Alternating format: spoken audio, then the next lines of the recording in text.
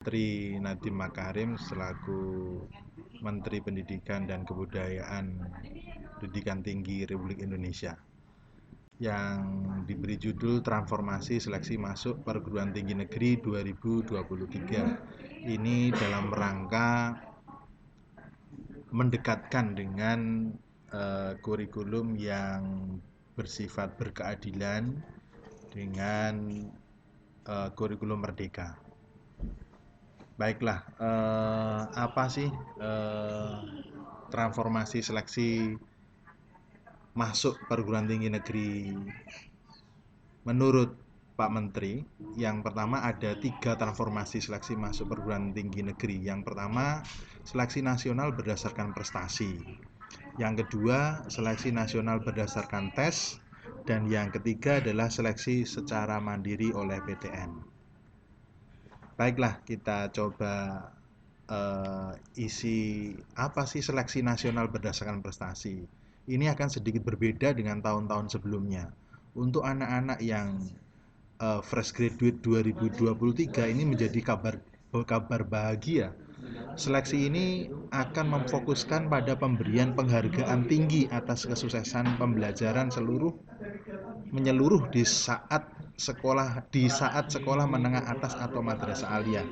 Adapun penghargaannya itu adalah pembobotan minimal 50% dari rata rapot seluruh mapel, dan kemudian pembobotan maksimal 50% diambil dari komponen penggali minat dan bakat, maksimum 2 mata pelajaran dan atau sertifikat atau portofolio untuk yang mengambil jurusan seni dan olahraga.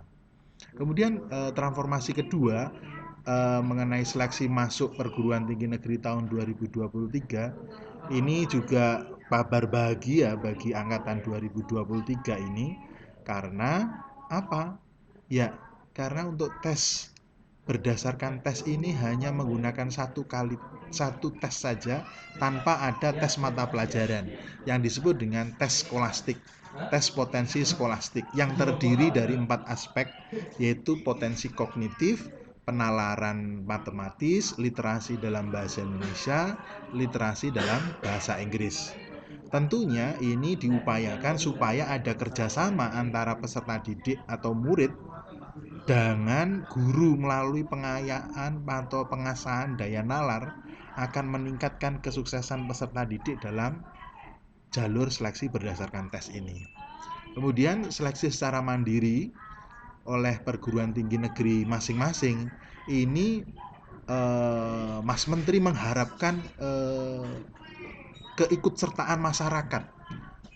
Kok bisa? Ya karena di dalam ini ada mekanisme seleksi secara mandiri. Yang pertama, sebelum seleksi mandiri masuk perguruan tinggi negeri mengumumkan, dari perguruan tinggi negeri itu harus mengumumkan yang pertama kuota masing-masing jurusan atau program studi, kemudian yang kedua metode penilaian yang digunakan, dan yang terakhir besaran biaya yang dibebankan calon mahasiswa yang lulus seleksi. Jadi di depan itu sudah masyarakat atau calon-calon peserta atau calon-calon mahasiswa sudah tahu kira-kira nominalnya harus berapa.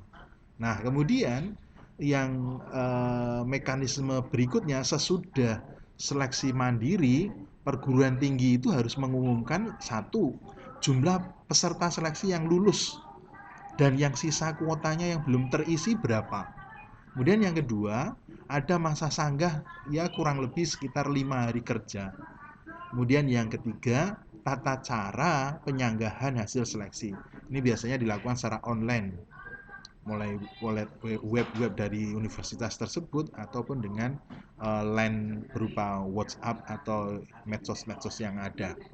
Mungkin itu sebagai informasi pertama yang sekarang menjadi hangat, yang harus kita sosialisasikan kepada masyarakat dan utamanya pada murid-murid kita pada angkatan 2000.